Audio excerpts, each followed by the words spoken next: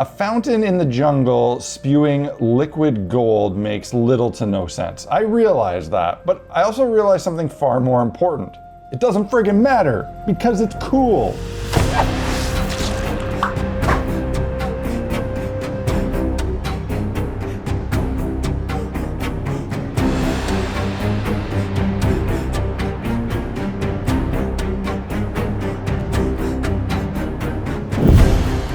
Hey guys, welcome back to Black Magic Craft.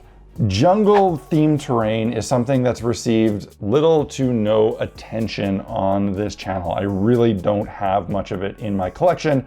I made these scatter plants years ago, but that's really about it. So I'm super excited to share this build with you guys today. I built this yuan-ti or Saltai themed jungle shrine temple snake god thing. It was inspired by a miniature from this week's sponsor, Project Darkwater. Realistically, this is not something that's gonna get a lot of in-game use from me. For tabletop RPGs, it's the kind of thing you can only bust out once or twice, and it could make for a really cool encounter situation. I imagine adventurers stumbling upon this thing and this weird liquid gold that they could maybe use to dip their weapons in to give them some kind of magical abilities or whatnot. Think silvering, but more good. Project Darkwater sent me a bunch of prototype minis to work with from their Kickstarter project, and while the hero models were all very nice, it was the larger monster minis that really appealed to me and got me excited to integrate them into a larger piece. Of those, it was this really bizarre snake creature thing that stood out. I just love the look of it. To me, it screamed awesome statue or altar. Because it had flowing liquid integrated into the sculpt, it only made sense that it would be made into some sort of fountain or pool. I grabbed the first circular thing I could find that was about the right size that I wanted, so I could trace out a base onto medium weight chipboard. Since I was envisioning this being an ancient structure built by snake people and crumbling in the jungle, I didn't want nice uniform bricks. I wanted a variety of different shapes and sizes to make a less technologically advanced looking structure. This was a perfect opportunity to show you that you can still do these sort of builds with just a knife. I grabbed some scrap XPS foam and cut up a bunch of randomly sized bricks using my trusty Olfa blade.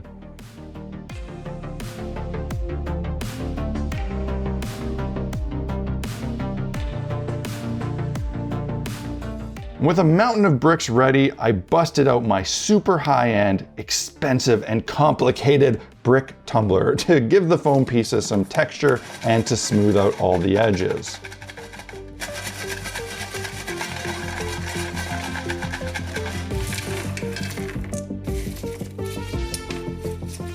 Assembly is where things got a bit difficult with these randomly shaped bricks. It takes a lot more time and effort to build walls this way because things end up at all sorts of different heights, making overlapping way more difficult than when you're using uniform bricks. But if you're willing to put in the effort, you can get some really cool looking patterns.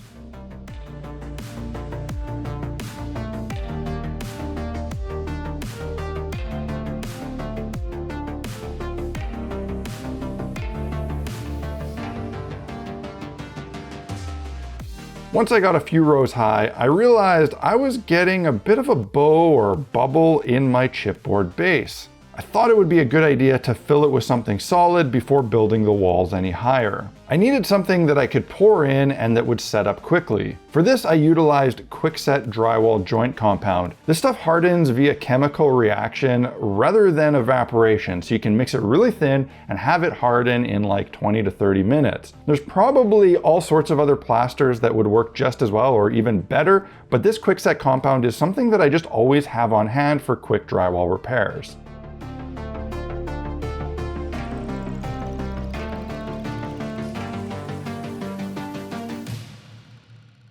After curing, it had created two weird ditches in the underside of the chipboard. The piece sat pretty flat and I probably could have gotten away with keeping it like this, but since I wanted it to have an overgrown jungle look, a decorative base would actually be a really good fit here, even though I tend to avoid them when possible. I cut out a larger base in some 3/16 of an inch MDF and I beveled the edges with an orbital sander. If I were to do this again, I'd just skip the paper chipboard base I started with and build right off of the MDF to begin with.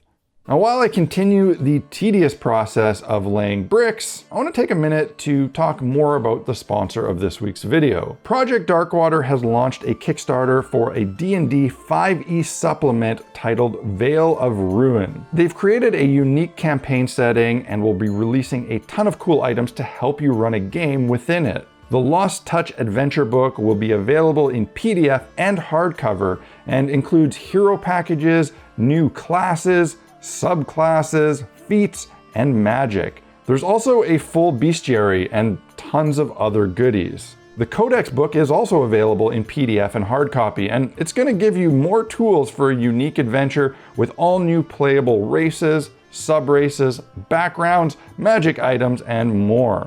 Various levels of pledges will include other neat physical goodies like acrylic skinny minis, fold-out maps, GM screens, bonus STL files, posters, booklets, and most exciting, the miniature package. This miniature package consists of the 6 heroes as well as some villains, including this big bad snaky boy I'm working with today. The project is a bit too big in scope for me to give you a perfect overview in this short sponsor spot, so I encourage you to jump over to their Kickstarter, which I'll link below. There you can take some time to browse over all of the goodies that they've created for this exciting world. Personally, I'm a big fan of adventure packages that give GMs a variety of tools that they need to run a unique campaign. And this project is the perfect example of how to do that properly.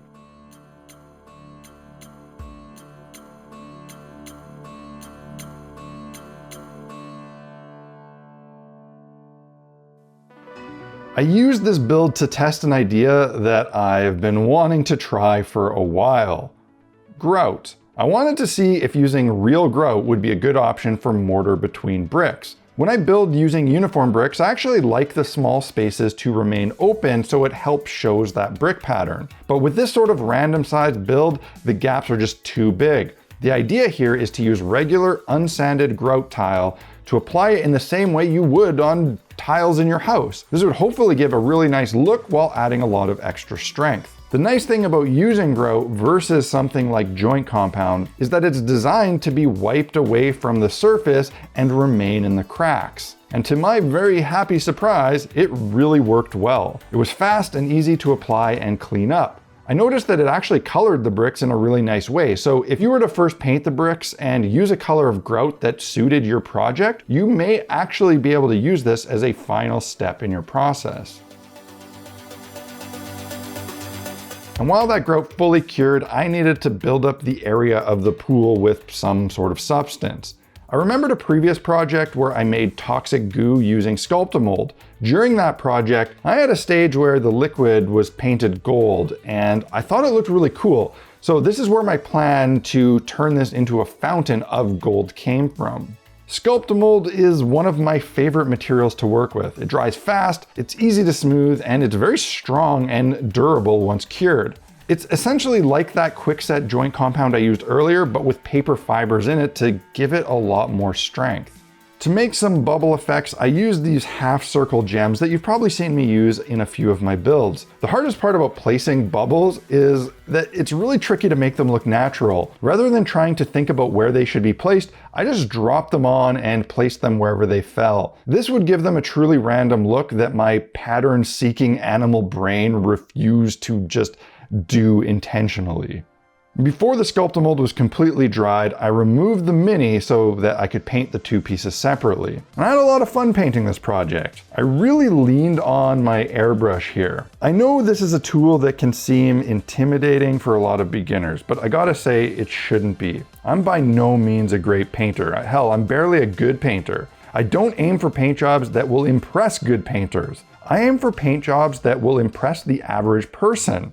someone who's not into this hobby, while remaining really easy to accomplish. I'm not gonna lie, I'm a lazy painter, and I'm okay with that. As a terrain builder, especially for tabletop RPGs where things get used only a couple times, I actually think this is a good trait to have. I look for methods that have the best ratio of effort to result. Just like a simple grayscale dry brush paint job creates a decent look with almost no skill or effort, a zenithal highlight prime with some spray cans, followed by airbrushing on some inks, creates a surprisingly good look that requires absolutely no real skill. It's also a really fast process. I was able to prime and paint this piece in under 30 minutes, maybe about 20, and that's including drying time between coats.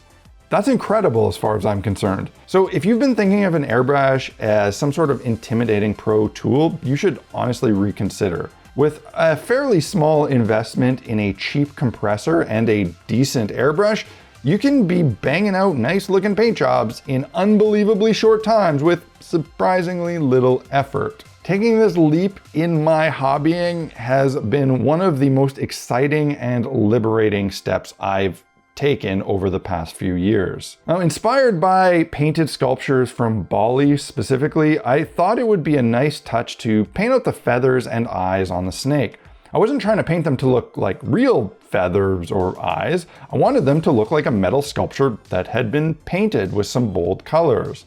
I think this was a small but important detail to give this project a little bit of extra character.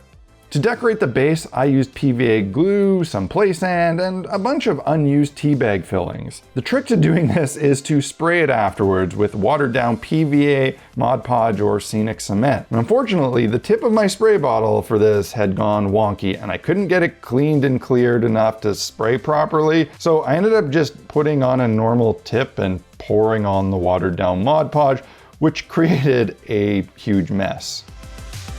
What really helps to sell the look of overgrown jungle, however, is cool plants. And I have a bunch of these plastic plants that I bought, I think from Michael's years ago. If you cut them up and place them creatively, it's pretty easy to make believable looking ferns and jungle plants. I glued Snaky Boy in place and used a little bit of modeling paste to hide the seam on the liquid gold. I went for this option because I could immediately brush on some gold paint to undercoat it before the final gold airbrushing. I didn't have to wait for it to dry first. Now this here really highlights, again, why I've fallen head over heels in love with using an airbrush. All those bits of tea and plastic plants don't look quite right as is. They both need to be filtered with some color. And doing that with a brush would be really tricky, but a bit of dark brown and green ink sprayed all over blends it all together. It's a great way to take these fake looking plastic foliage pieces and make them actually look somewhat believable. That fake plastic look has honestly been what's prevented me from using these plants a lot more in the past, so I'm really excited to have discovered an easy way to overcome that. I did a final coat of airbrushed gold, but I still wasn't quite happy with it. Somehow it just looked too solid and dry and hard. It didn't really look like liquid. So I did something risky. I took some Vallejo water texture and mixed in some gold paint into it to pour onto everything. The hope here was that it would look more like liquid gold, and it looked really neat while it was wet, but I had no idea how it would cure. I could already tell that the metallic pigments in the paint were too heavy and would probably end up settling as the water texture cured, because it takes several hours for this stuff to harden up. And during this process, I did come and check on it a few times to swirl it around and try to preserve that neat swirly look. But in the end, most of the water texture just became invisible and just ended up looking like a gloss varnish. In the areas where it was really thick, it ended up looking like dirty water over top of gold. Now this wasn't ideal and it wasn't what I had planned, but still, I'm pretty happy with it.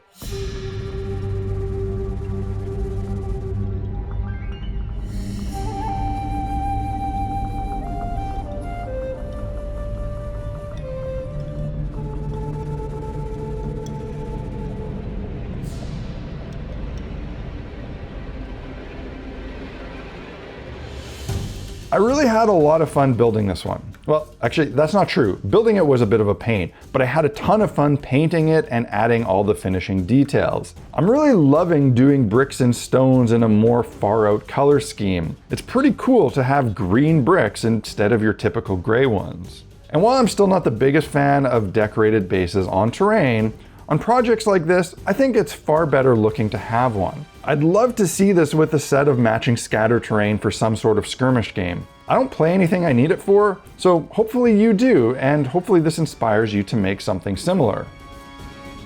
So what do you guys think? I mean, I like it. Do you like it? Let me know what you think of this build in the comment section below. And if you like this video, don't forget to hit that like button. Now, if you want to pick up any tools or supplies for your own hobby needs, maybe something like a starter airbrush set, or I don't know, some sculpt-a-mold, head over to blackmagiccraft.ca. There I've curated a really helpful resource where I link and explain all the stuff I use. So if you don't know what to buy, that's what it's for. Use it, check it out. And if you really like these videos that I make every week, if you get value out of them, if they help you, if they make your life more enjoyable and better, consider supporting the channel on Patreon. It's through that support that I'm able to dedicate my time and effort into making these videos. And I'd love to have you as the newest member of the Blackmagic Craft Fellowship. I gotta again say thank you to Project Darkwater for sponsoring this video. I love having on-theme hobby-related sponsors for my content, and they really help me share my love of the hobby with you guys. So good luck with your Kickstarter. Don't forget, you guys, to check it out. Link will be in the video description below. That's it for this week, guys. I will see you again next week. Man, just look at this mess. This is what my desk actually usually looks like when I'm in the middle of a build. Things just start to go kind of out of control.